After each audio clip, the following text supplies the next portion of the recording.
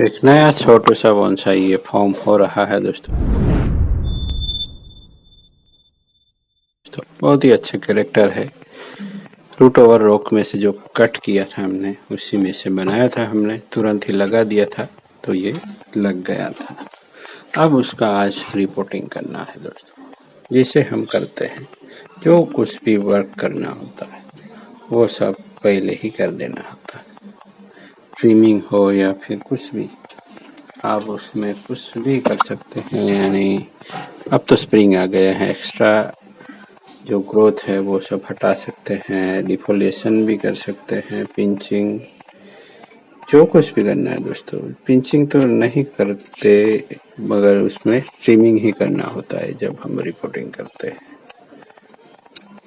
तो ब्रांचों शॉर्ट करनी होती है, ब्रांच सब यहाँ मल्टीप्लाई हुआ है तो फिर भले ही छोटी ब्रांच है बट यहाँ त्रिशूल है तो फिर बीच वाला प्लांट का जो पार्ट है उसको हटा देंगे तो यहाँ मल्टीप्लाई मिल जाएगा हमें। आप छोटे पत्तों के सिवा सब कुछ हटा देंगे और नेचुरली रिड्यूस हुआ हुआ कोई जो लीफ होता है जो मैं बाकी रखता हूँ कभी कभी, जैसे कि ये लीफ दोस्तों बहुत ही टाइनी है तो वो हमसे बात करेगा दोस्तों। रिपोर्टिंग के बाद प्लांट के साथ क्या होता है उसकी डिस्कशन हम इस पत्ते से करते हैं, कह सकते हैं।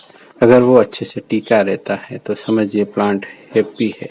अगर वो जल्दी से पीला होकर गिर जाता है तो फिर प्लांट में कुछ हमें उसको शेड में रखना वगैरह करना पड़ सकता है, या उसको हमें ऑब्जर्वेशन में रखना पड़ेगा, या फिर किसी पॉली हाउस में ट्रांसफ़र कर देना पड़ता है।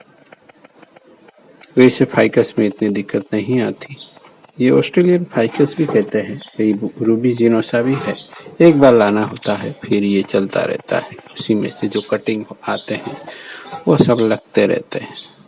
तो रिपोर्टिंग से पहले मस्ट आप छोटे पत्ते हैं तो ठीक है, नहीं तो बड़े पत्ते हैं तो डिफोलिएशन तो कर ही देना है।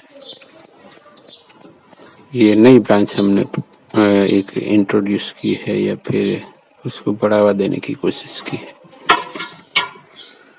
ये वायर निकालूंगा फिर हम उसको निकाल देते हैं दोस्तों। रिपोर्टिंग के बाद प्लांट में अच्छा ग्रोथ मिल जाता है। अगर नहीं करते तो फिर वैसा ही बना रहता है प्लांट, जो न्यू ग्रोथ होना चाहिए वो सब नहीं कर पाता कभी कभी। इसलिए टाइम टाइम पे प्लांट में रिपोर्टिंग करना अच्छा होता है।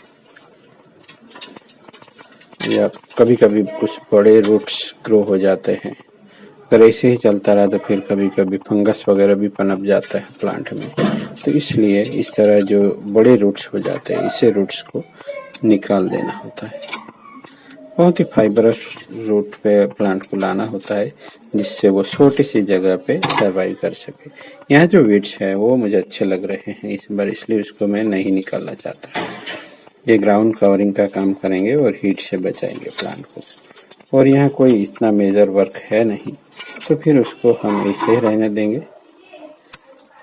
इसको किसी ट्रे में भी हम लगा दें तो लग जाएगा, बट उस ट्रे का ज़्यादा ध्यान रखना होगा, वाटरिंग करते रहना होगा दोस्तों। तो ऐसा जो मैच्योर प्लांट है उसको हम लैंडस्केप वगैरह में लगा सकते हैं। तो अभी तो मैं उसी पॉट में सॉइल मिक्स लेके लगाने वाला हूँ दोस्तों। तो रिपोर्टिंग के बाद न्यू न्यूट्रिएंट मिल जाते हैं। इस बार 2-3 गांव में से आते आते मैं मिट्टी थोड़ी थोड़ी लेते आया। कहीं काली मिट्टी थी, कहीं कुछ रेड सॉइल थी करके वो सब मैं लेके आया और इस बार मिक्स की है सॉइल में। तो वैसे मिट्टी तो मैं कम ही इस्तेमाल करता हूँ। हमारा गोबर या एनिमल मैनर का खाद होता है, फिर बिग बाइट्स होते हैं और कुछ नदी से रेत लाया हूँ। इस बार जगह बदल गई, वहाँ मिल जाती थी मुझे ब्राउन रेत, वो यहाँ नहीं मिल पाती तो फिर नदियों से जो बह के आती है कच्ची वाली रेत वो लेके आया था मैं ऊनाई के जंगल से। तो उसी का इस्तेमाल मैं इस बार कर रहा हूँ। राइस हस्क भी ना के बराबर था।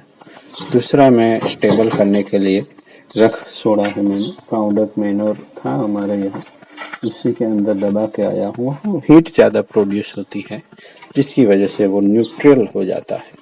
अगर आप राइस हस्क इस्तेमाल करते हैं और आपके यहाँ गिलहरी आती है तो फिर वो आपके प्लांट को ख़राब कर सकती है।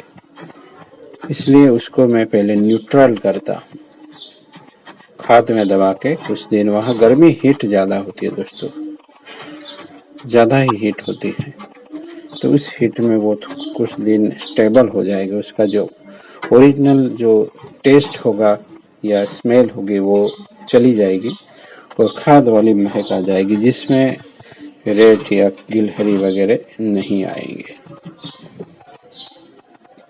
तो ये मेरी अपनी मेथड है। दूसरी बार ऐसा किया है मैंने, खाद में दबा के आ जाता हूँ, जिससे उसका जो ओरिजिनल फ्लेवर है वो चला जाता है, जिसकी वजह से वो गिलहरियों को पसंद नहीं आता है या वो खाने लायक नहीं रहता है। नहीं तो इसे ही डाल दिया तो फिर पूरा प्लांट बाहर फेंक देते हैं। तो चलिए मिलते हैं, ऐसे ही बने रहिएगा। Thank you for watching. उम्मीद करता हूँ वीडियो पसंद आया हो। कोई भी सवाल हो, सुझाव हो, रिपोर्टिंग के बारे में या कुछ भी पूछ सकते हैं दोस्तों। Thank you for watching.